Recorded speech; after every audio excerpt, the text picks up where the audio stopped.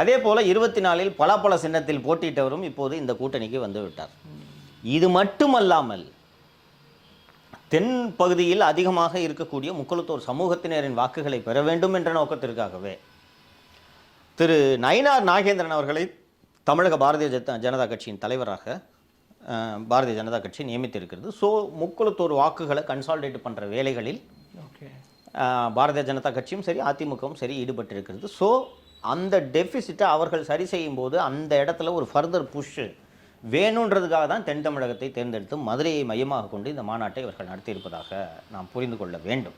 மற்ற மாவட்டங்கள் சூஸ் பண்ணாமல் இருந்திருக்கிறாங்களே, தெற்கில் பல மாவட்டங்கள் இருக்குது, ஆனால் மதுரை திருநெல்வேலி சூஸ் பண்ணியிருக்கலாம், ஆனால் மதுரையை சூஸ் பண்ணுறாங்க. அதுவும் மாமதுரை போட்டுறதும் மாமதுரைன்னு போட்டுறதுன்ற மாதிரி மாமூர்த்தி போட்டுறதும்னு சொல்லணும்னு சொல்லி மூர்த்திக்கான கிரெடிட் நிறைய கொடுக்குறாரு. அதுக்கு என்ன காரணம்னா, நீங்கள் மூர்த்திக்கான கிரெடிட் நிறைய கொடுப்பதற்கான காரணம் தமிழகத்தில் அதிகம் சம்பாதித்த அமைச்சர்களில் திரு மூர்த்தி அவர்களும் ஒருவர். அவருக்கு பெரிய அளவில் செலவு இந்த கவர்மெண்ட் வந்ததுலேருந்து வைக்கல. ஓகே, ஒவ்வொரு டாக்குமெண்ட்டும் பதிவு பண்ணுறதுக்கு 2 ஏக்கருக்கு மேலே ஒரு டாக்குமெண்ட்டை பதிவு பண்ணுறதுனா இல்லை அல்லது 2 கோடிக்கு மேல் மதிப்புள்ள ஒரு பத்திரத்தை பதிவு செய்ய வேண்டும் என்றால் மூர்த்தியோட பிஏ அடைக்கலசாமி அவர்களுக்கு வாட்ஸ்அப்பில் டோக்கனை எடுத்து நீங்கள் அனுப்பிச்சு அவர் அப்ரூவ் பண்ணால் தான் சம்மந்தப்பட்ட பத்திரப்பதிவாளர் அல்லது சார் பதிவாளர் அதை பதிவு செய்ய வேண்டும். இது எழுதப்படாத விதி.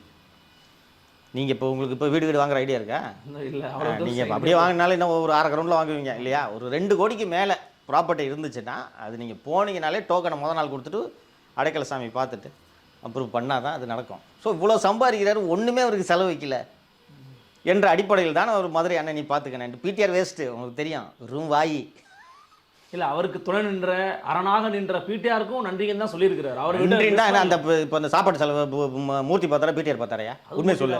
அப்புறம் துணை நின்றனா என்ன, பச்சடி வெங்காய பச்சடி மாதிரி அவர் அவ்வளோ பெரிய இலையில் வெங்காய பச்சடிக்கு எவ்வளோ செலவாக போகுது?